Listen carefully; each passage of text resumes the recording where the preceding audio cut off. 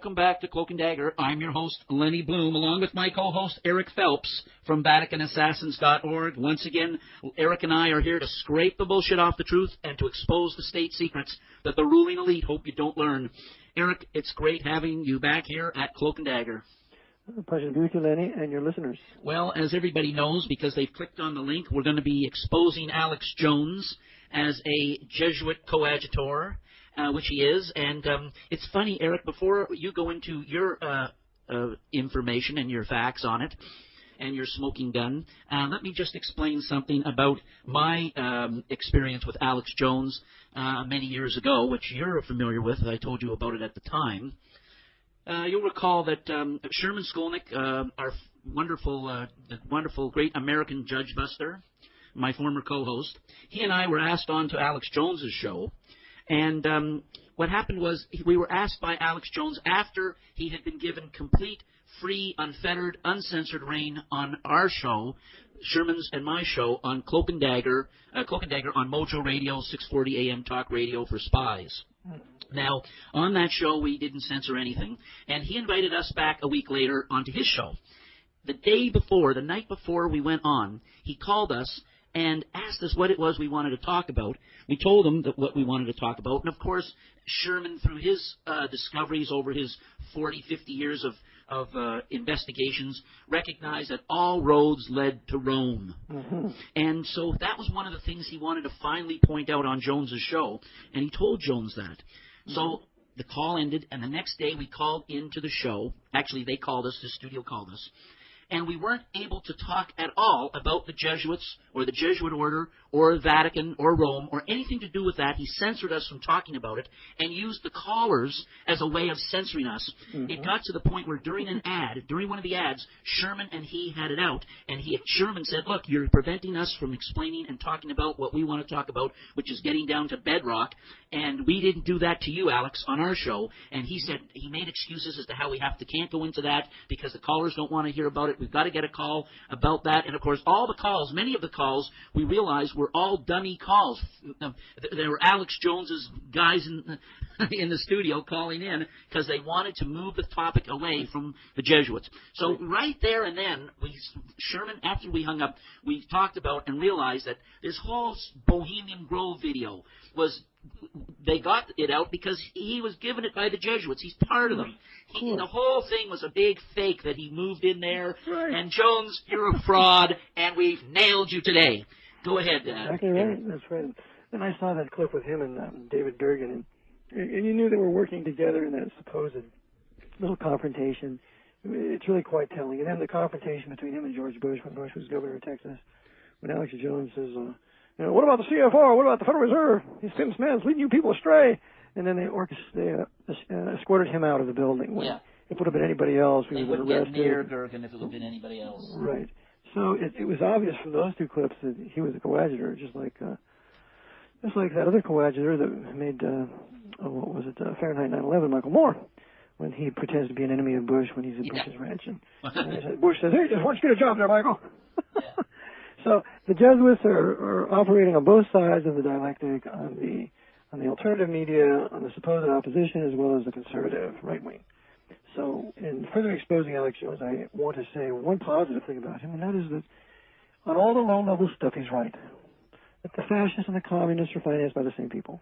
That the CFR is for one world government. That the Illuminati is involved, and that the globalists are all behind this. He is very much right in all the details that he sets forth, the concentration camps, et cetera, but never does he cross that line and step over into the area of the Jesuit order and its power over the Vatican, and thus the Vatican's relationship to the New World Order and its control of high-level Freemasonry. Oh, he's scared to death to do that. He will never talk about it. Now, there's a few things. I received an email from a gentleman, and I'd like to read it if I may. It's a guy by the name of Mr. Taylor, and he says to me, since Alex Jones is against the Patriot Act, it seems as if he would actually speak about who authored it. But he won't. Michael Chertoff is credited as the architect of the USA Patriot Act. Well, of course he's going to be credited because, you see, he's a racial Jew. So we have to blame the Patriot Act on the Jews. Okay. But what's the real catch here? But he, in fact, co-authored it with Viet E. Din, D-I-N-H. Now, Viet Din is a Roman Catholic Vietnamese attorney. And this Mr. Taylor goes on to say, Viet Din, and by the way, I have his picture in VA3, of Jesuit Georgetown Law, Jesuit College. That's right. Viet Din is a professor at Georgetown Law School, actually a law center. And Viet Din also served 2 years as a U.S. Assistant Attorney General. And during that time was instrumental in drafting the USA Patriot Act. So while he's working at the Department of Justice as an Assistant Attorney General, he is also involved working with the Jesuits at Georgetown University in writing the, 200-page Patriot Act? Yeah. Ready to foist upon the American people after 9/11 that the Jesuits caused via Edward Cardinal Egan, that Knight of Malta, head of the American branch of the Knights of Malta, using his most faithful Knight of Malta and head of the CIA, George J. Tenet, also a Jesuit trained at Georgetown. So the Jesuits caused 9/11, and they bring forth their Patriot Act as a war on the liberties of the American people, because we must remember the Jesuits are the greatest absolutists in the world.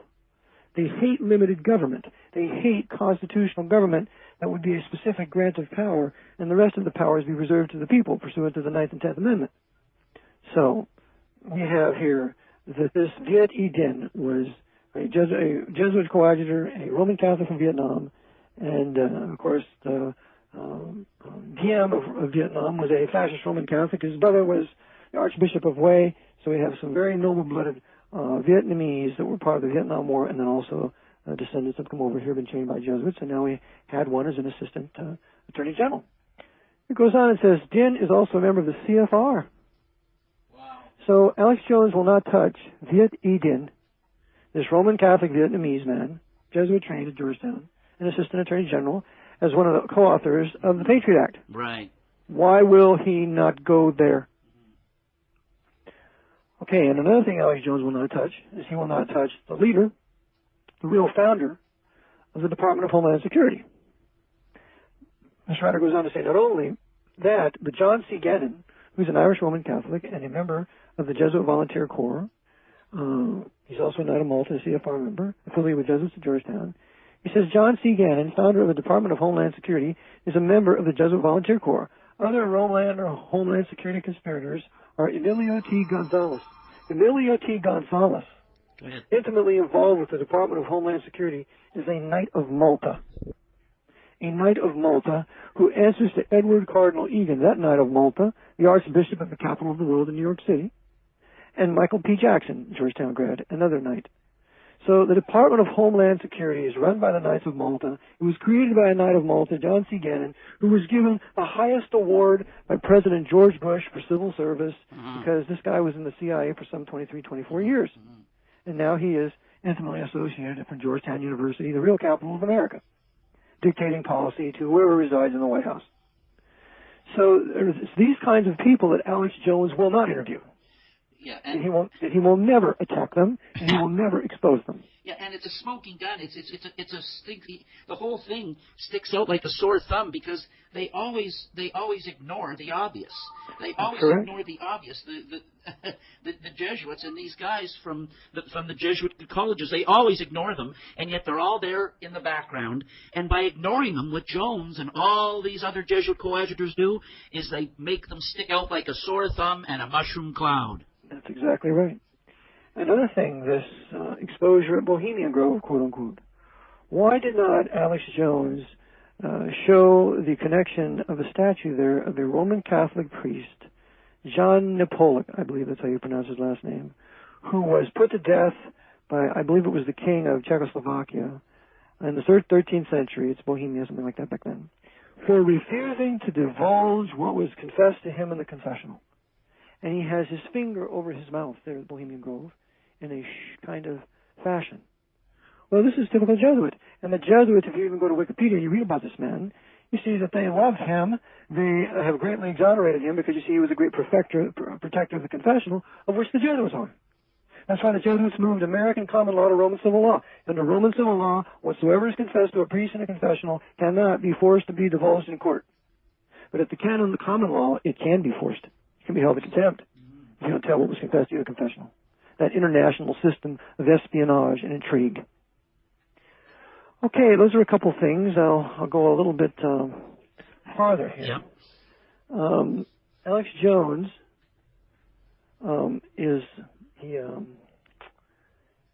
he publicly lauded Martin Sheen's work. Right. Martin Sheen is a Jesuit temple coadjutor par excellence. I have him in a picture in my book at the novitiate here nearby in Warnersville, Pennsylvania.